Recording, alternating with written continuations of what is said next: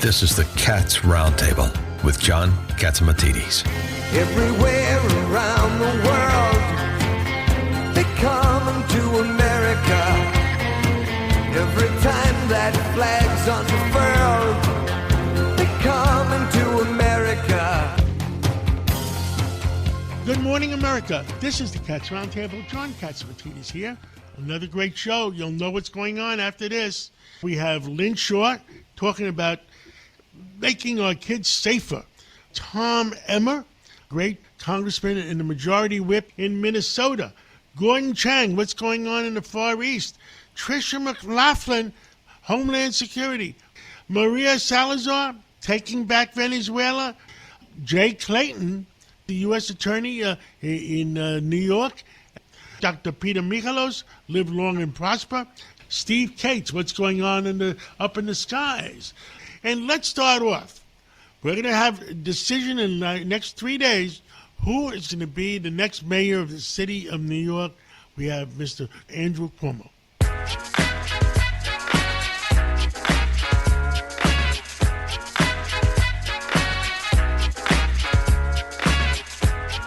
With us today is Andrew Cuomo. I mean, you've been on the campaign trail now for a long time. How do you feel? I feel good, John. The early voting numbers are really high. And I think that says a lot. People are focused on this election. They know there's a lot at risk. They've been listening. I think Zoran has frightened a lot of people with his policies and his statements. I mean, I know it's true with the Jewish community, certainly. But all across the board, you know, they understand that there is no future for New York City as a socialist city. It's almost like a bad joke. You'd lose corporations, you'd lose wealth, you'd lose revenue, you'd lose jobs. No, you're anti-police? Want to defund the police? No, look, the safety is job one. The economy being strong is a top priority. And he would destroy the city, John. Well, what I'm concerned about is quality of life. And it's been said that he's going to reduce the police force. And the ad we took on in the New York Post says if you dial 911, if he reduces any more NYPD people, you dial 911, maybe nobody will come. John, it's worse than that. His position is so radical, and they have it written down. They have a Democratic Socialist of America charter, and you sign the charter. They are for the abolition of jails. They are for the reduction of police funding down to zero. They believe you don't need police. They believe you don't need jails. I mean, it's a wholly unrealistic ideology. I get that there could be a perfect society where everyone has education, everyone has a job, and nobody commits a crime, and maybe somebody needs some therapy, but nobody commits a crime, nobody goes to jail. I get the dream utopia. It's not reality, and it's not New York City. And, you know, this legislative banter that they have has no connection with actually being an executive of a city and having to make things work. I mean, he just doesn't. He has no idea what he's talking about. Now, the other big thing that we have is he hates our Jewish population. On Columbus Day, he gave the finger to the Italian population. The real estate industry doesn't trust him. I mean, who trusts him? One thing you learn as a New Yorker, you have to constantly work to unite people and to alleviate tensions, right? Because we are, our diversity is our strength, but if you're not careful, it can be a weakness. He is the most divisive candidate I have experienced in New York. You are right. He's alienated the Jewish community, alienated the Italian community, offended the LGBTQ community by taking a picture, a smiling picture with that Ugandan Deputy Prime Minister, Rebecca Gay Killer Kadoga, who proposed a death penalty for gay people. NYPD, you're racist, wicked, and corrupt. Barack Obama, he's evil and he's a liar. Sunni Muslim, he's in favor of decriminalizing prostitution. That's haram, according to the Quran. He has offended everyone. If you don't agree with him, he offends you. And the boundary should be the exact opposite. We should be thinking tolerance and acceptance and unification. He is the exact opposite. You have a lot of relatives here. I have a lot of relatives here. How do they feel? What are they saying to you? Everyone says the same thing. You basically, the divide is younger people. Younger people who he appealed to very early on with TikTok and social media, and his mother's a director, and he's an actor, rapper, and he has that sweet, phony smile. Freeze the rent, free buses, free everything. Younger people say, yeah, it's great. I love that. Free everything. Yes, I know. It sounds great. It's just none of it is real. You get a little older, a little more mature, you realize there's nothing free. And the policies he's talking about are all BS.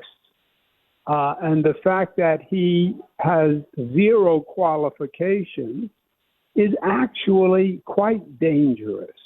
You know, I think the other day, John, it was the anniversary of Hurricane Sandy.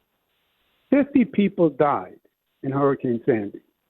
And I worked with Mike Bloomberg, and he was a pro and I was a pro. I did emergency relief all around the world when I was at HUD. And we had all the swift water rescue boats ready and the high axle vehicles pre-deployed, and we still lost 50 people.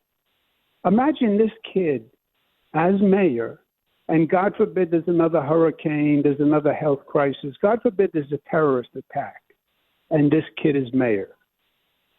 People will die. 8.5 million people rely on this executive's authority, and that's what's scary. Andrew Cuomo, thank you for coming on. God bless you, and God bless New York. Thank you. Thank you, John. Thank you for having me. Thank you. The Cats Roundtable. Congresswoman Maria Salazar is with us this morning, and give us an update on all the reports coming in from the Miami Herald and coming in from the White House that President Trump has given the go-ahead, I guess, to take back Venezuela. What's going on? Well, thank you very much for the opportunity. The president has said in the last few hours that he did not confirm or denied, but in reality is that we know that the military force around in the Caribbean and around the coast of Venezuela are impressive. And one of the most important pieces of equipment that we have going towards Venezuela is the USSR Gerald Ford, which is one of the most advanced aircraft carrier in the world. It has floating airbase. It has helicopter surveillance aircraft, nuclear powered. So it's in reality what we're sending the signal to Maduro, John, is that he either needs to negotiate and leave or he is not going to be in a good shape. Well, I guess President Trump specializes in that. He rather negotiate, but I guess if the other side is being stubborn, then he has to do what he has to do. No doubt about it. No doubt about it. He has been sending a lot of messages to the Maduro regime for many years, saying that they need to change their ways. And remember, and I just want to put this into context for your audience, is that Maduro has three strikes against him. Number one, he is the illegitimate president of that country. He lost the elections, and under the Biden administration, he signed an agreement saying that if he lost the presidential election last year, he would go and he would cede power. And he never did that. He stole the elections and he stayed in the presidential power. Number two, he is the head of one of the most important drug cartels in the world called the Sun Cartel. He is on the list of the transnational criminal organization kingpins. He was indicted in 2020 by a federal grand jury in the United States for drug trafficking. And on top of that, he has given a platform in Venezuela to our enemies, Hezbollah, Hamas, Iran, Russia, China, Cuba. So what else? And on top of that, he's pushing millions of pounds of cocaine and drugs into our streets. Enough. Trump is right, and it's time for the Monroe Doctrine to be alive again. America is for the Americans who want a democracy. And on top of that, 80% of the Venezuelans in this country, including many of the people who I represent in District Number 27, Venezuelan Americans, are in favor of what we're doing. So it's a win-win-win. I agree with you. And the other good news is the true president of Venezuela just won the Nobel Prize Award and is supposed to meet Trump in Oslo, is it? When? That is correct. That's correct. And I have spoken, I have told you many occasions that I've spoken with her. And not only she dedicated that Nobel Peace Prize to President Trump, she told me personally that she wants him to be there with her December 10th in Oslo receiving the award. And I was invited myself, and that I'm sure it's going to be a major celebration that day when Maria Corina Machado could be going pick up that award. Could you imagine? I would say not only she's going to pick up the award, I think President Trump will probably hand her back the keys to Venezuela that day too. Of course, because they are the opposition. They're Venezuelans, and it now is their responsibility to rebuild the country and to rebuild it with their own resources. Remember that they have the largest reserves of oil in the world, more than Saudi Arabia. And she has said it clearly and openly and many times over that she wants the oil companies, the United States oil companies, working with her and being able to raise those barrels to 7-8 million barrels a year once again, and make Venezuela great again and prosperous along with the United States. So it's a win-win for them, and it's a win-win for the United States. Congresswoman Maria Salazar, thank you so much for coming on this Sunday morning. Thank you for the update, and we'll catch up with you again real soon. Yes, and thank you for the opportunity. My love. Bye-bye. Thank you for listening to the Cats Roundtable. We'll be right back right after this break. Welcome back to the Cats Roundtable.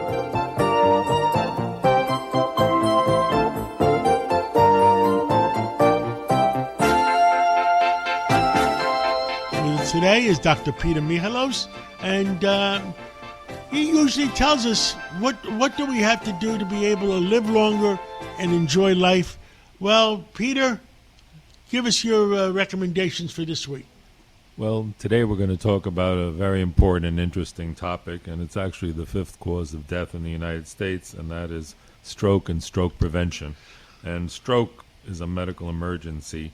It's also called a brain attack, and basically what happens is blood flow gets interrupted to the brain, and there's two types of strokes. One is a bleed, where you basically pop a blood vessel, and when you have, for example, very high blood pressure, a blood vessel can rupture, and those are called hemorrhagic strokes. And what happens is it squeezes the brain and damages the brain, and that's an emergency. The other type of stroke is where you have blocked arteries or arterioles, which are the tiny little arteries, and those are called ischemic strokes, and 9 out of 10 strokes are ischemic strokes, where it's basically a clot stroke. And brain cells can die when they're deprived of oxygen. And a warning sign before a stroke sometimes is called a TIA, or transient ischemic attack. And some of the symptoms are, before a stroke, are sudden numbness or weakness in the face, arm, or legs, and it's usually on one side of the body. And if you ask somebody to smile, one side of their face might droop, and those are a sign. Or you can get confusion, trouble speaking, changes in vision, loss of balance, difficulty walking, or feeling just dizzy. But the bleeding type of stroke, you usually get a severe and sudden headache if you have sudden blood inside your head, and that is an emergency, and you have to sometimes drain it surgically.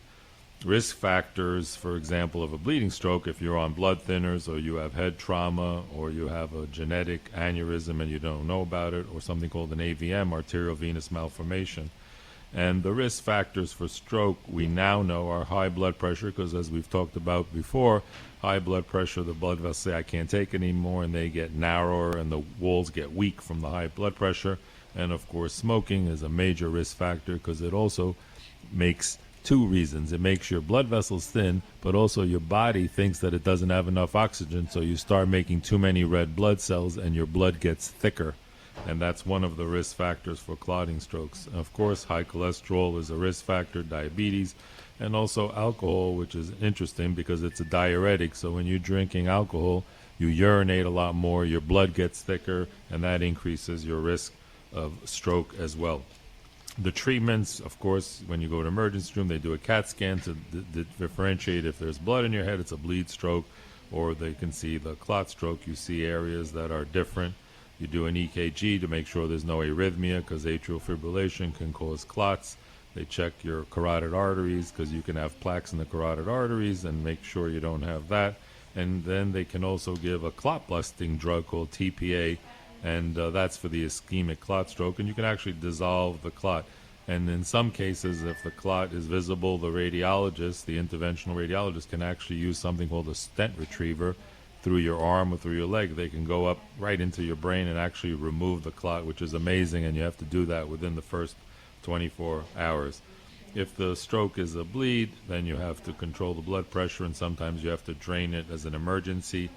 And you also, if it's a clotting stroke, make sure you control the cholesterol. You might get a antiplatelet drug, which is a blood thinning drug. Control the blood sugar. Don't smoke. Avoid alcohol. Stay hydrated. Good sleep. Avoid stress. And these things, you can do, and there are controllable risk factors. And of course, if you have a family history, always be aware. So, like basically on the stroke, doctor, I understand you're running high blood pressures for that to happen. Yeah, you have to run. And I take my personal blood pressure. I take it 2-3 times a day. Yeah, well, you try to control it, and there's also natural things that we've talked about, like magnesium glycinate at night helps control blood pressure. Beets and beetroot have a natural effect on blood pressure. By the way, I hated beets for 50 years. My 5th grade teacher made me eat them. But every time I have beets, my blood pressure does go down. Yeah, because it increases nitric oxide, which is what's called a vasodilator, and it improves blood flow. But you can't eat too many beets if you have calcium oxalate kidney stones, because beets, spinach, and dark chocolate increase kidney stones. So that's the only warning. And of course, before you try any of these other methods, always consult with your physician first. And these are just some of the health tips on how to protect yourself. That Mediterranean diet, sleep, exercise, and moderation of everything. And get your annual physical, check all your labs. Keep listening for more health tips on how to stay healthy. Dr. Peter Michalos, thank you again. And thank you for saving so many of our listeners' lives. And that's why I guess we're number one, is because our listeners die less. Because you're number one at getting the truth out on the Cats Roundtable. The Cats Roundtable. With us today is Jay Clayton, the United States Attorney for the Southern District of New York. Jay, you're in charge of the biggest U.S. Attorney's Office in the country, and one of the most powerful, traditionally speaking. Tell us all the things that you're doing to help making, our citizens safer. Well, John, it's nice to hear the compliment about the office and the power of the office, and hopefully the impact of the office. Where does that come from?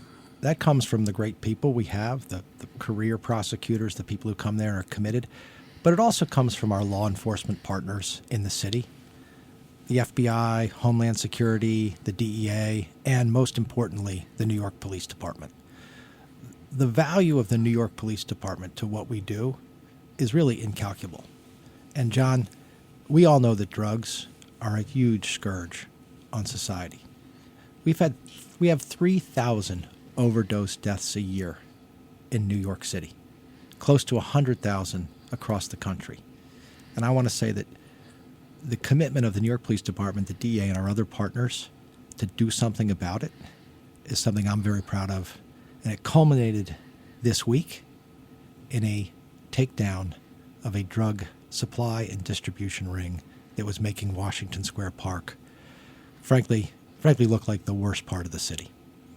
Breaking the drug cartels, breaking the drug distribution here in New York is a top priority for me because it goes to quality of life. And President Trump is doing his part by what he's doing with Venezuela, and I don't understand why some of the politicians are really saying he's wrong. John, drug dealing into the United States and on our streets is not some fly-by-night operation. It's not some people freelancing. It's an incredibly sophisticated operation that preys on our citizens for profit. I look at the narco states in Mexico, Central and South America as the modern-day equivalent of the five families. They are coordinated, they are state-sponsored, they have unbelievable resources, and they will bring them to bear to protect their profit from the exploitation of the American people. President Trump, Secretary Rubio, they are spot on exactly what is going on south of our border, and that they profit from the death of Americans. If we solve our border problems with drugs, solve our border problems with migrants that were coming in, and I mean, Venezuela just opened up their doors and let in all the migrants that they're criminals. John, I don't think the American people know. I'm not making these. This is not speculation on my part. We have indictments, convictions of government officials from various Central and South American countries who are deeply involved in the distribution of fentanyl, heroin, cocaine in the United States. It's also true that many of the precursor chemicals for the production of fentanyl inside the United States or close to our borders come from China. And the president is right to tell the Chinese they need to do a better job of stopping that. Your relationship with the NYPD is good. You watch each other's back and you do whatever you have to do. And let me ask you, are you concerned that New York City might fall into the wrong hands as far as the mayor is concerned? Let me focus on the police. As I look across the major cities, the large cities in the United States, everyone has a higher murder rate than New York City. We have big problems, but they would be much, much worse but for the New York Police Department. The New York Police Department, in their preventative policing, they're getting ahead of things. They're knowing where crime is going to take place. They're not only the best in the country, they're the best in the world. And let me say this. The New York Police Department does all of that with difficult headwinds. The inability to get detention of people who are charged with crimes because state judges are not allowed to consider. They're not allowed to consider the safety to the public when they make a detention decision. When I explain that to people, that when someone gets arrested, whether they are released or not doesn't depend on whether they're a threat to the community, they can't believe it. But it is in fact true. It's something that every New Yorker needs to know and needs to think about. Is that really how we want to run the railroad? What else concerns you about New York City? It concerns me that people don't feel safe riding our subways, riding our mass transit. When New York is clicking, when New York is hopping, people of all types from all places mix in the subways, they mix in the streets, they mix at the ballparks, they mix in the parks. That is what is most important about New York. The fact that the bail law that passed in New York State, and it seems like nobody goes to jail I'm sure the federal government is doing more towards that. Why did we focus on Washington Square Park this week and the 19 individuals who are collectively distributing deadly fentanyl? Fentanyl that we know resulted in the deaths of at least 3 people. Wow. Why did we focus on that? Because the people we indicted had collectively over 80 arrests, 80 priors for drug sales. The fentanyl that's in the marijuana that's going out today is viewed as 30, 40 times more powerful than it was 30 years ago or 20 years ago. If people are dying, what happens to these drug dealers that knew there was bad product? We're noticing a reduction in overdose deaths, down from 100,000 to maybe 80,000, 75,000. Why is that? A couple things. One is Narcan and the availability of Narcan to deal with somebody who has OD'd. The other one is I do think that the drug dealers are calibrating just enough to get people hooked, but not to kill them. Think about that. United States Attorney Jay Clayton, thank you for everything you do, and let's catch up again real soon. Thank you, John. Thank you for listening to the Cats Roundtable. We'll be right back right after this break. Welcome back to the Cats Roundtable. If you ever miss a segment or want to hear it again, go to WABCRadio.com, go to podcasts, go to minicast, and play back your favorite segment.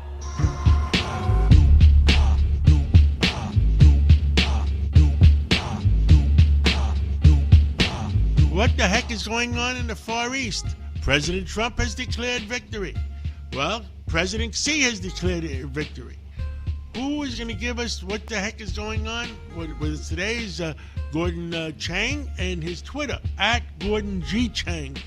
Well, Gordon, give us the lowdown. I mean, it looks like he had a phenomenal trip to the Far East between Korea, China, Cambodia. You tell us. Yeah. Well, President Trump's stopovers in Malaysia and Japan were triumphs for the United States from many different perspectives. The deal in South Korea with Xi Jinping, it's really too early to score it because, as you point out, both sides are declaring victory. And I actually think that long term, we're going to see that this was very good for the United States. But that's not evident at this moment. And the reason I say that is because there's essentially a one-year truce between China and the U.S., and the U.S. is going to use that time much more effectively. We saw President Trump with his agreements with Australia, Malaysia, Thailand, Japan, is reducing America's vulnerability to China on rare earths. At the same time, Trump is taking other moves which are bolstering our supply chains and making them resilient. Xi Jinping, on the other hand, is going to use this year to make himself more dependent on the U.S. That's because we saw him double down on industrial policy with factory production. This was at the fourth plenum that ended 2 Thursdays ago. And essentially, by making this China's economy more focused on factories, it means it's going to be more dependent on selling to foreign markets. And the United States is the biggest foreign market. We hold 34% of global consumer spending is in the United States. So I think we're going to see that as the year progresses, this will be a very good deal for the U.S. But right now, it's, I think, scored pretty evenly.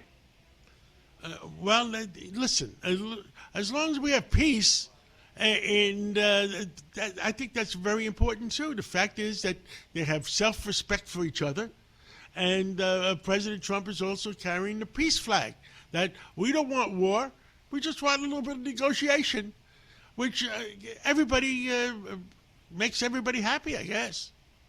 Yes, well, President Trump has been very successful in obtaining peace agreements. And one of the most important ones he did on Monday with the enhanced ceasefire between Thailand and Cambodia. They had a 5-day war in July. President Trump got on the phone, threatened tariffs on both parties if they didn't withdraw, and they did. So they had that ceasefire then, And now we have the enhanced ceasefire deal, and that's up to President Trump.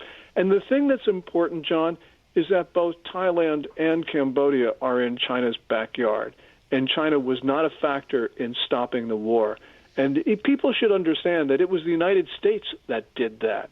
The United States brokered peace in China's backyard. That shows you the power of President Trump and the power of the United States. Well, Gordon G. Chang, thank you so much for bringing all Americans up to date, and let's catch up again real soon.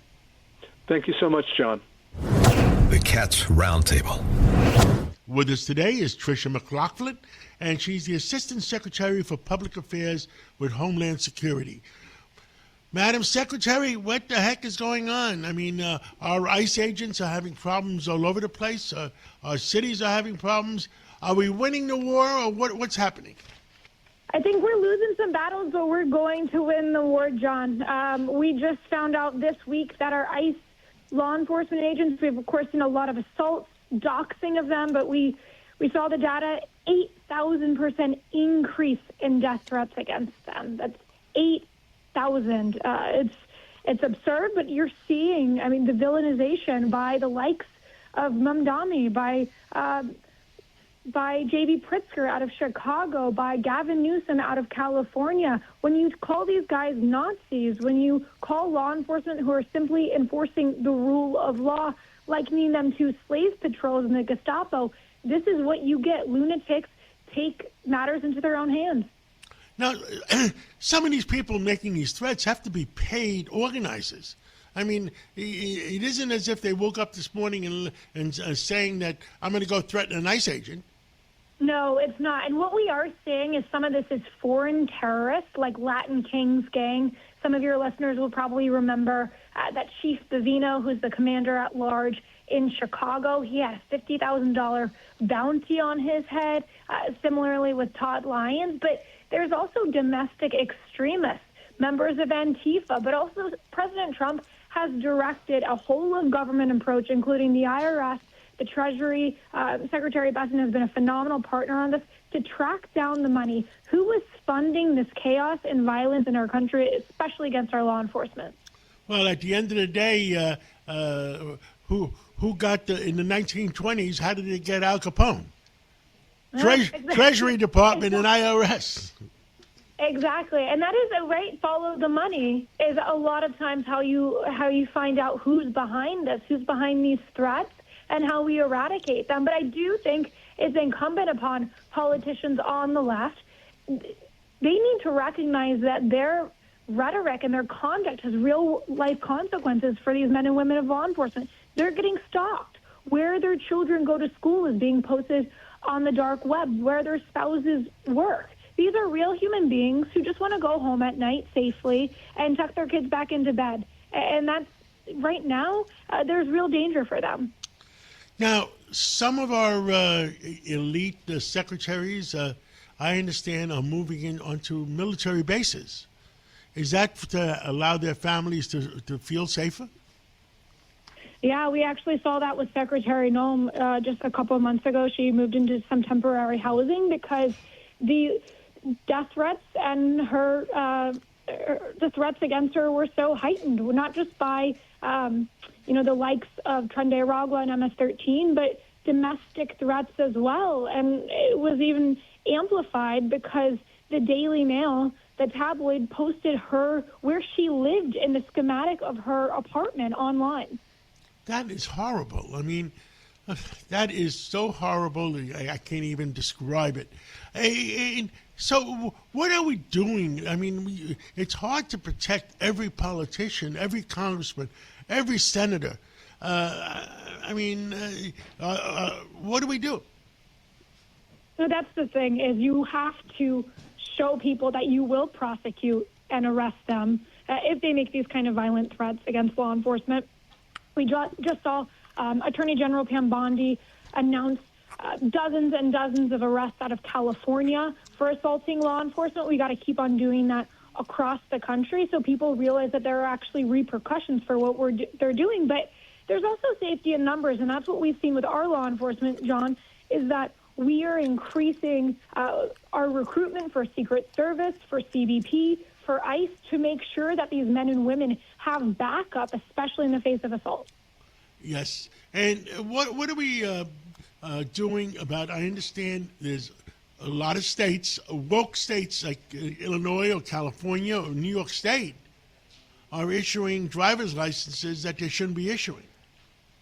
They are. And we're talking about 18-wheelers, big rig vehicles, commercial-grade vehicles that these individuals who are in the country illegally are operating. They can't speak our language, read the road signs, follow the commands of law enforcement. And these vehicles, John, as you know and as listeners know, can be used as a weapon. They can be like a missile when they're rolling down our roads, and that puts Americans in danger, that puts families on the road in danger. So Secretary Noem, she just announced the arrest of 200 illegal aliens out of Indiana who had licenses from New York, from California, from all these different sanctuary jurisdictions. And we're going to continue to do that. We're going to use that operation as a blueprint for what we do across the country, going to weigh stations, going to truck stops, really cracking down on this because it's a real danger to Americans.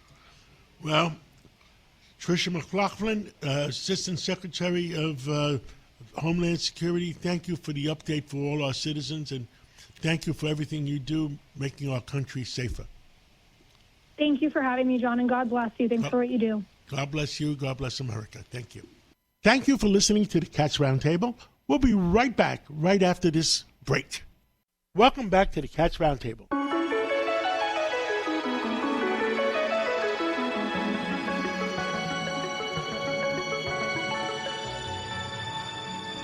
With us is our good friend Steve Cates, otherwise known as Dr. Sky. And Steve Cates, I've been stuck watching Star Trek, the original shows from 1960s. And you know what I can't believe? Those shows are 60 years old. And it was just amazing, and I've been enjoying them. Well, John, you're so right. Gene Roddenberry was a genius, and obviously his legacy of creating the future that we now look at and maybe not even have some of those items as we welcome in November, John. But something interesting that I think people need to know about, we talk about the UFO subject in detail, but John, some 9,000 objective reports coming in from a app that people might be interested in called Enigma.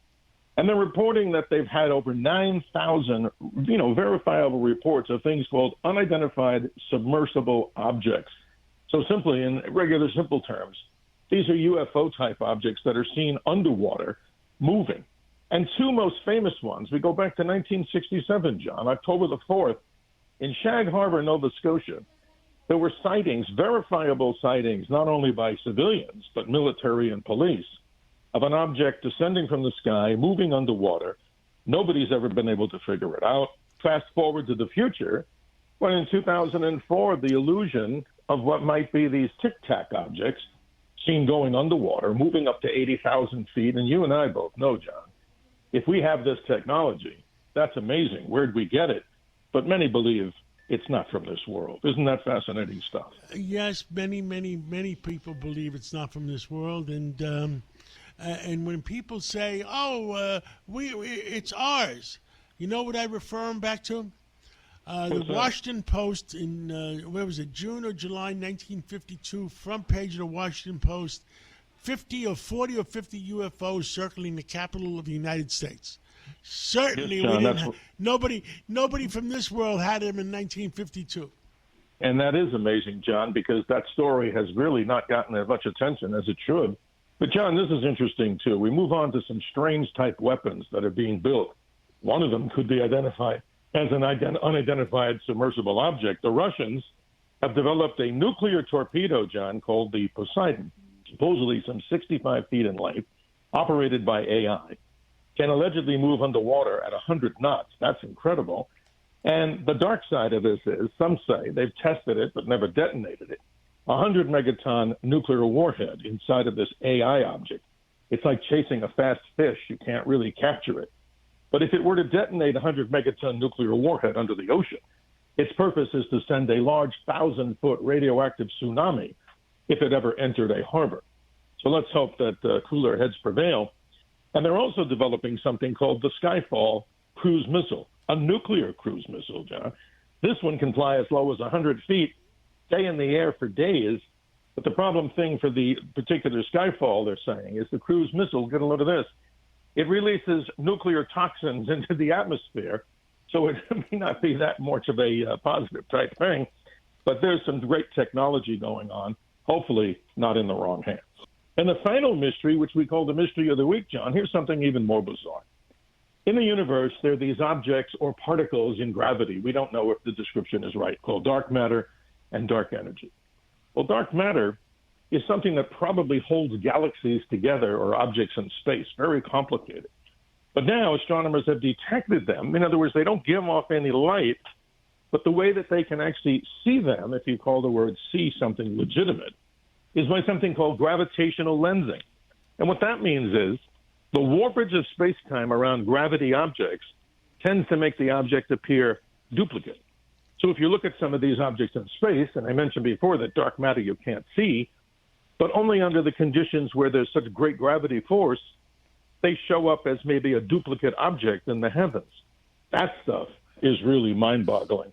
And that, of course, is our mystery of the week. What the heck is it? What makes it happen? Great mysteries. What happened? What's the story on those other comments that were coming? John, the big news story right now is this comet called 3I for Interstellar Atlas. Many believe that this is simply a comet. I've been observing comets, John, for 20, 30 years through the telescope. I don't have all the sophisticated equipment that NASA has. But some in the astrophysics world claim that it could be a spacecraft. And when it gets closer to the sun, which is right around this period of time, astronomers will be looking to see if any changes come. But for the people that believe it's a spacecraft, some have alleged that it might be releasing little sublet craft or some type of objects when it gets close to the sun. Right now, John, if I were to be a betting man. Wasn't it slowing up for some reason, and then they were surprised because it wasn't supposed to slow up?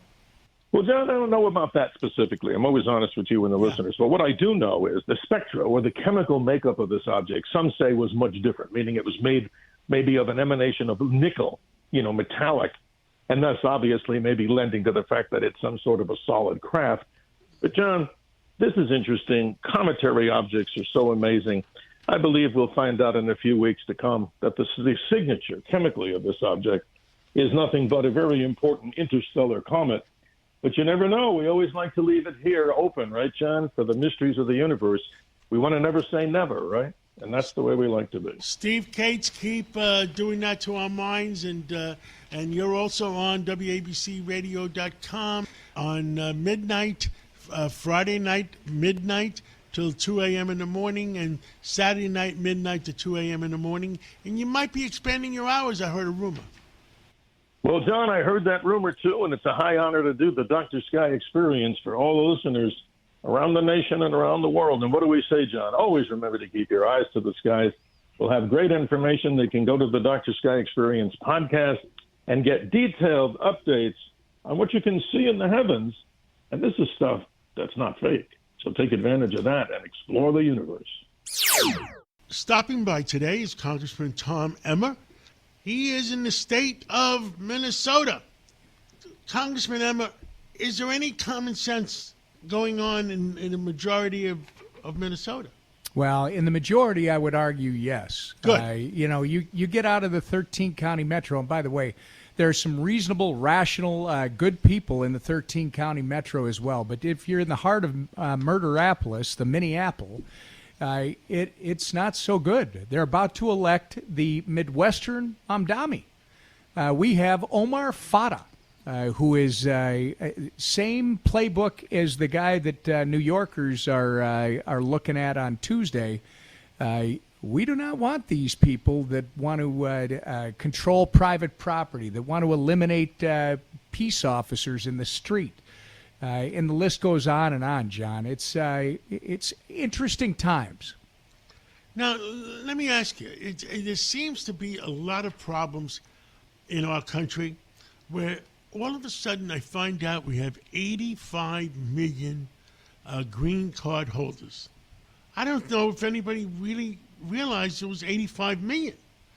I mean, and some of them, I guess, swore allegiance to the United States under false pretenses. I mean, I don't know what to do anymore. Well, first off, you're right. I don't think most people know that, which is going to lead me to another topic that you're going to be interested in with the Twin Cities. But I'm going to say, if you swore allegiance to the United States, Omar Fada, you shouldn't be waving a Somali flag around and pledging your allegiance to Somalia. You can certainly go back to Somalia if that's how you feel, but while you're here in the United States of America, you should celebrate the greatest experiment in freedom that the world has ever known. And, John, I just want to let you know that we are so grateful in Minnesota to Donald J. Trump and Kristi Noem for what they've been doing in the Twin Cities. Do you know that they have cleaned out 4,300, John, not 43, 4,300 murderers, human traffickers, and people who have committed sexual assaults that are here illegally. I come from a town that's a little bit more than 5,000 people. 4,300. That's amazing. Wow. And, you know, when just before President Trump became president, I had talked to him. As a matter of fact, it was the week before his economic, when he was speaking before the Economic Club in New York. And I said to him, let's get rid of the criminals first. And I guess that's what they're doing.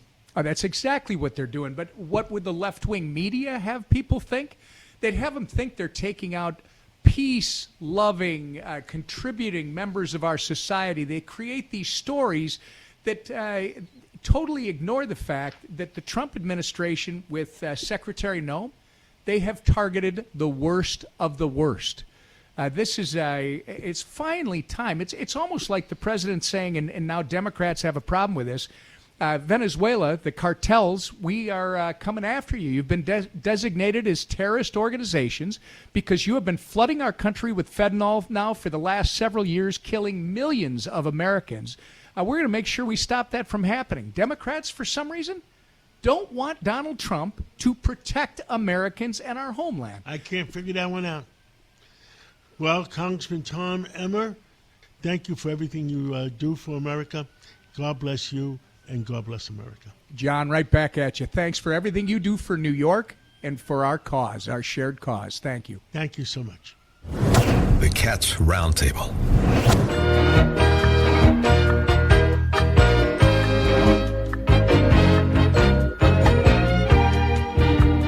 A new regular on the show, we have Lynn Shaw.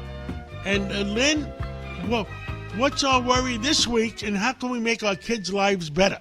Well, first of all, John, this has been a great week, actually, what has been happening. I want to start, John, with Washington.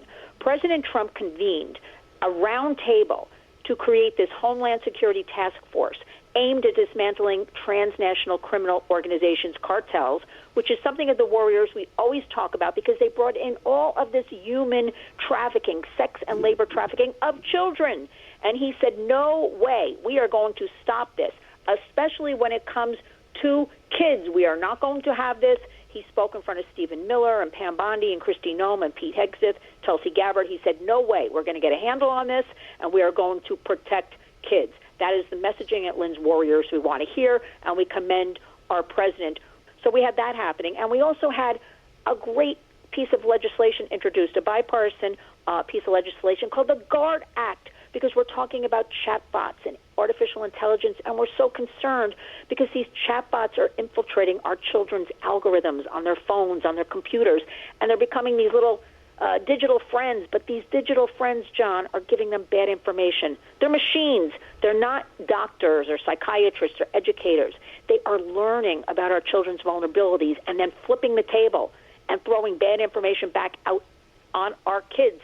And Senator Josh Hawley and Senator Richard Blumenthal came together. They said, we're getting a handle on this because we've learned from the history of big tech what's going on here, and we are going to shut it down. And by that, chatbots, big tech will have to say, this is a machine. There will be a notation. Also, nobody under 18 will be able to engage with a chatbot. They're going to use AI for good and have an age verification component. So these are all great things that we're talking about. And then I have to say, also, John, another great thing in New York. Let's talk about New York for a minute. we came together this past week, a lot of women and men. We talked about because Mamdani wants full decriminalization of the sex trade. He doesn't talk about it, but it's there in his history, and he's just waiting because it's a very unpopular subject. So he's not going to ruffle any feathers with this one right now, but he will unleash hell on everybody. And remember, the demand is for children. So we came together, again, bipartisan, and we all decided this cannot be. We're going to fight back about this. That both sides, John, said we have to give our law enforcement the resources they need to fight this sex trafficking, to educate them what this really is, what's happening, and to give the public the tools as well. So, John, it's been a banner week. A lot of great things have been going on, and it has just been terrific. There is action, there is hope, and parents and families, we're giving them something to lean on, and that's what they need right now. So it's been a great week, John.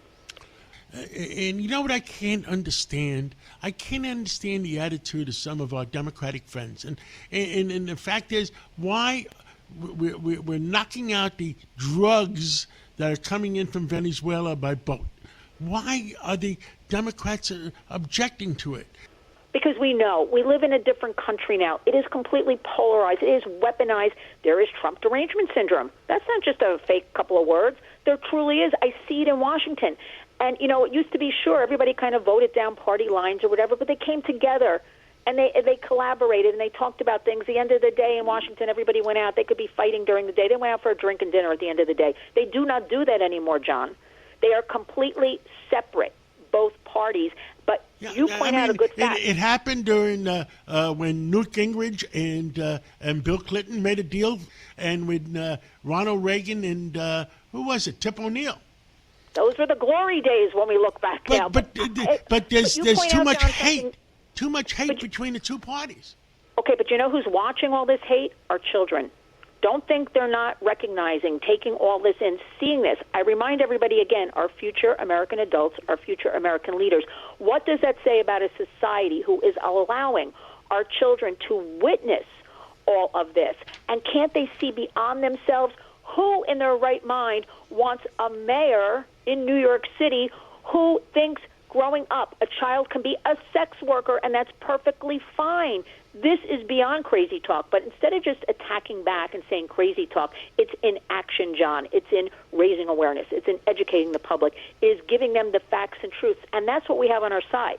So that is our job always at the Warriors, to go out there and to preach and give them the information, and they say, oh, I didn't understand. Media is not telling me that, and that is why I love and am so thankful, John, that you give me a spot to talk about these issues every week with you.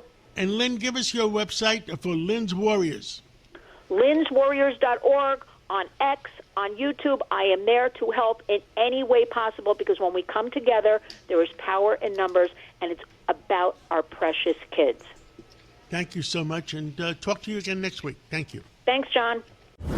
The Cats Roundtable. If you ever miss a segment or want to hear it again, go to WABCRadio.com. Go to podcasts, go to minicast, and play back your favorite segment.